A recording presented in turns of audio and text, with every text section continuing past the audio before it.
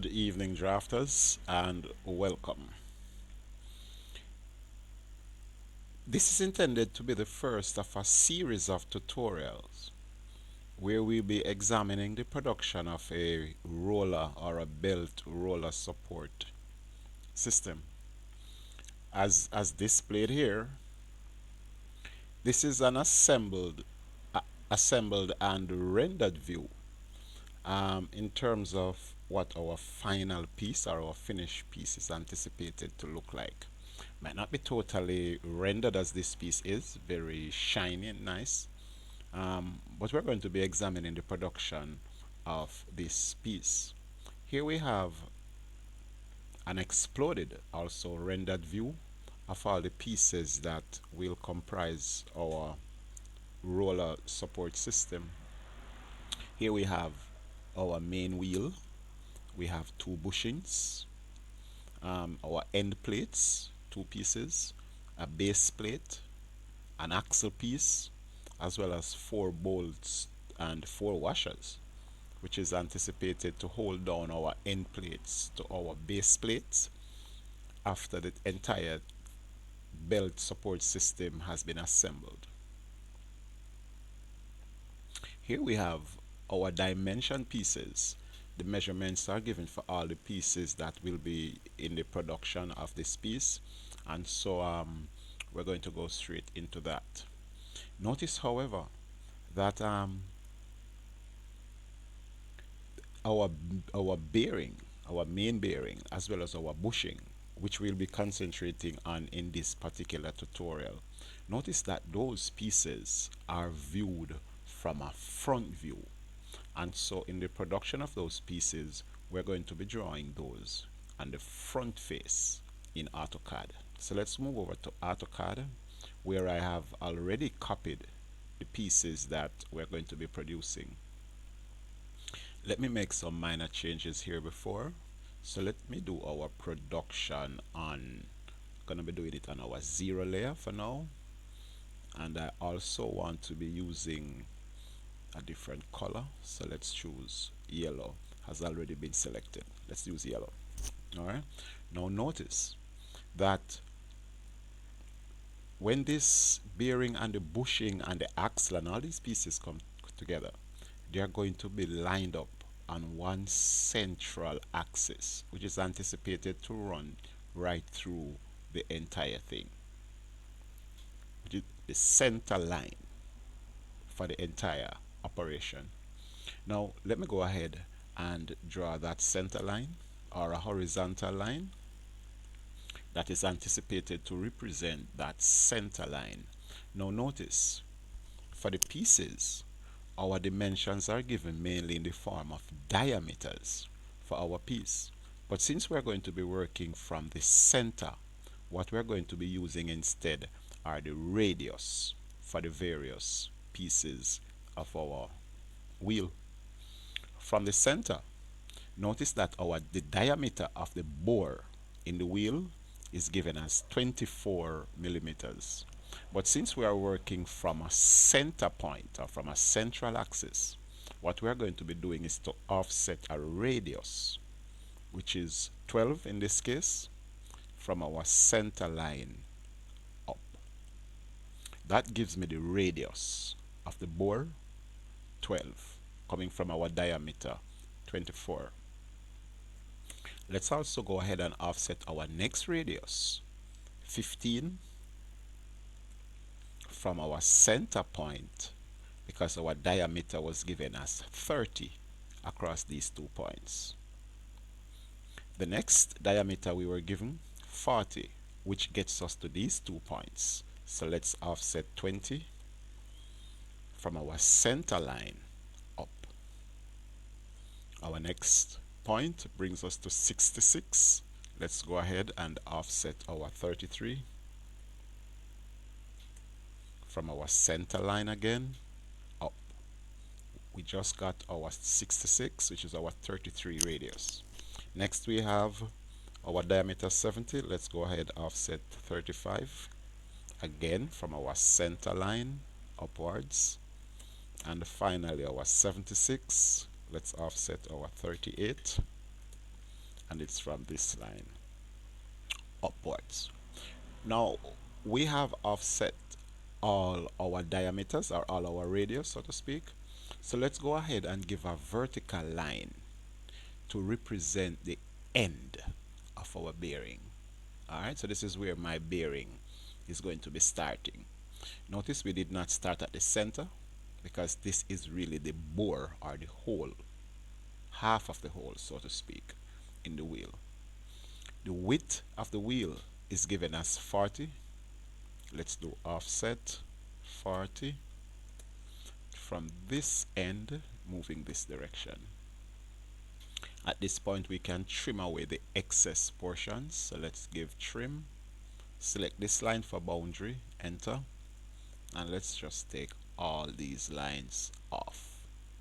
Alright, for convenience I'm going to be shifting my piece a little further or central on my line here. Let's go ahead and complete our wheel. The middle of our bearing is given as having a width of 8 millimeters. So in order for us to have that 8, let us find the center. So let's draw a line across the middle of this object. To get our 8, we're going to be offsetting 4 millimeters on both sides, thereby obtaining our 8. The measurement across the outer surface of the bearing is given as 26. Let's also offset 13 from center line out, and again from center line on that side. At this point we could start to trim, but notice there are still 4 lines, some sloping lines on the inside, which is why we had offset these other radius. Let's go ahead and draw some lines running from this point to this point, another from this point to this point. At the top, it's not from the outer end, it's from this point to this point, and again from this point to this point. Let us remove all unwanted lines. So all these lines we had put can now be removed, and whatever is left can now be trimmed to arrive at the desired shape. So let's go ahead and give trim, enter. Let me take this piece out, this piece out, out, that piece out, this piece, this piece, this piece. That's gone, that's gone, that's gone, that, and finally that's trimmed off. Now we're getting closer to the desired shape. Notice, however, that the inner curves or the inner corners are to have fillet radius of 3. So let's go fillet, select fillet. Let's also select radius from our command line or type R, enter. Our radius is going to be 3. Let's type 3 units and enter. But since we have pretty much 4 corners to fillet, let's also select our multiple option or simply type M, enter. Let's go ahead and fillet this line with this line, this line with this line. By using my multiple, I remain in the command. Let's fillet this one with this one, this one with this one. My corners have been rounded up, so to speak. It is also observed that the edges, notice the edges are supposed to have a chamfer distance of 5, and it's going to be at a 45-degree angle. I've also observed that the inner edge or the bore is supposed to be also having that chamfer, and so I'm going to go ahead and give chamfer at the edges. So let's go chamfer, chamfer. From your command area, select your distance option. When prompted for your first chamfer distance, let that be 0.5 millimeters, enter. Likewise your second, 0.5, enter. And again, since we're going to be doing 4 corners basically, let us select our multiple option. So let's go ahead and select multiple. Now we can fillet or chamfer our corners. That one with this one, again this one with this one, so as to break that corner, and also this one with this one. Alright, so now I have my piece to give me my main bearing. That is complete. Let's now select the entire piece and type J, enter, in order to join our piece. Alright, in order for us to revolve, the object has to become one. So let us go ahead, select, and give our join option, and again test. Now the entire piece has been joined. Now that's what's going to be giving us our main wheel. Now that's complete. Might not look like much right now, but it is complete. For our bushing, for the production of the bushing, notice that the external diameter of the bushing is the internal diameter of our wheel. So let us go ahead and work from an external diameter. Now we're going to be offsetting an external diameter of our bushing, which is going to be our 12. Let's offset this line up. Now that's going to be the external diameter. Our internal diameter for our bushing is given as 18. Let's go ahead and offset our radius, which is 9, enter, from our center line up. Notice an edge or an outer lip is given on our bushing as having an external diameter of 30. Let's go ahead and offset our 15 radius from our center line up. Alright, let us again draw a line connecting these points, which is anticipated to be the end face of my bushing. That area is said to have a thickness of 3. Let's offset our 3 millimeters, and it is from this line moving this way. The entire bushing has length of 17. Let's also offset 17 from the end, this direction. Oops, in this direction. Let me get rid of that, offset on the wrong side. At this point we can now trim, and let's select all the pieces here, enter. So we can now take this piece away, this piece away, that's gone, that's gone, that is gone, that's gone, and that is gone, thereby leaving us with the basic shape to form our bushing. Let me move it in a little bit closer. Let's move it perhaps about here. Alright, to complete the bushing, there are going to be some chamfers as well. One of the things I have observed is that on the outer edge of this bushing, it's not really sharp. The edge seems to be broken. If you notice as well, on the inner edge here, the inner edge has also been broken, and it has been chamfered 5 or 0.5 at a 45 angle. So let's go ahead and chamfer those corners, which is going to be this corner here, this corner up here. Let's see again. It's also going to be this one around here. That seems to be it. So let's go ahead and say chamfer with our distance option of 0.5 is already here. No need to type it again. Let's go ahead and give enter.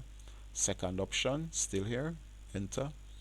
Let's also do multiple, and we are going to be chamfering Was it this end? Yes. This end, likewise this end, and this top one here. Alright, so we have those nicely chamfered. Notice too that a radius is given as 0.3, indicating that the corner here is not supposed to be a sharp one, but instead we're going to be having a fillet of radius 0.3. Enter. No need for a multiple, it's just this one and this one. If you look closely, we'll notice that the corner has been rounded up. Let us also give join so as to make the piece one. So let's give J, enter, test, align. See, a line is, our two lines are still missing. Let's select again and give J, enter. Let's test again. Now it is one. At this point, both our main wheel and our bushing profiles would have been complete. That's all it takes to complete those. Alright, so our main wheel and our bushing is now complete. But since there are supposed to be two bushings, let us just go ahead and mirror this bushing on this side. Notice copy would not work because copy would have turned both bushings in the same direction. So let us go ahead and select our mirror function from our modify. We're going to be mirroring this object, enter, and let my center point be the center of my wheel so that my mirrored object would have been on the same, would be at the same distance on the other side. So my mirror line, the start of my mirror line is in the center, and I could pull vertically down, click, enter. Notice my object has been mirrored onto the other side. Let us put our wheel, or let's not do that. Let me demonstrate that the wheel, or the profiles of the wheel, is basically complete. I have been drawing on my top layer for a particular reason. I'm now going to be switching or cutting it. In your case, you wouldn't have to do that because you would have been producing the shape already on your front view. So let me cut from my top view and let me switch and put it on my correct view, which is supposed to be the front view. So let's paste here. Let's paste it there. Let's zoom. Same object, eh? Now let us go and view. Let us change or split our screen rather. So let's go viewport configuration, and let's have two vertical sides. On our right side, let's switch that from a 2D view into perhaps a southwest. Now where did my object go? That's not it right there. I think this is it right here. Now there we have it, and it's in the same orientation as the piece is in a southwesterly view. Now let's go and do revolve. From our solid tab, select revolve from your extrude pull down. Let's go revolve. When prompted to select the object to revolve, I'm not getting my prompt to select object. There we go. We select the pieces, which is going to be our bushing, our wheel, and the other bushing. That's all the pieces. So enter. Your axis is going to be that center line we had drawn. So our axis starts at that end, and let's say it ends at that point. AutoCAD is going to be asking if you want a full 360 revolution. Let us give enter to accept that default. Our bearing and our bushings are now complete. If we were to view that in, say, a realistic way, let's give a minute, and there we would have had our main wheel and our bushings complete. For clarity's sake, let me go ahead and just change color of perhaps my bushings, let's make those perhaps red, so we have a contrasting color. So let's select that and let's escape. Let's close my properties so we can now clearly see. Let's orbit so we can now clearly see that we have both bushings and our main bearing. Our central axis still remains, because on that axis we're also going to be producing our axle, because notice that the axle is also running along that central axis. If I was to demonstrate a little bit, let's go ahead and do a move just to demonstrate that the bushing can now be slid inside our, if you notice on the 3D side, the main bearing slides nicely in, and it would have slid into, I think, about this point. So there we would have had your bushing, or your first bushing, installed into your bearing. The other bushing on the other side could also be pushed in, and again it's going to be pushed in all the way from this line, and it's going to be pushed in all the way to this surface right there. Again, if we take a look from a 3D view, we would realize that both bushings have been inserted. Alright, for now, however, I'm just going to be keeping my bushings out until I have all the pieces produced. So let me go ahead and disassemble my piece. So let's pull that out, and let's also pull back this bushing out for now until we have all the pieces produced. Alright, I thank you for watching. So in this tutorial we have just looked at the production of our main bearing and our bushing. Join us in our next tutorial where we will be looking at the production of our base plate and our end plate. Thanks again for watching. Happy drawing.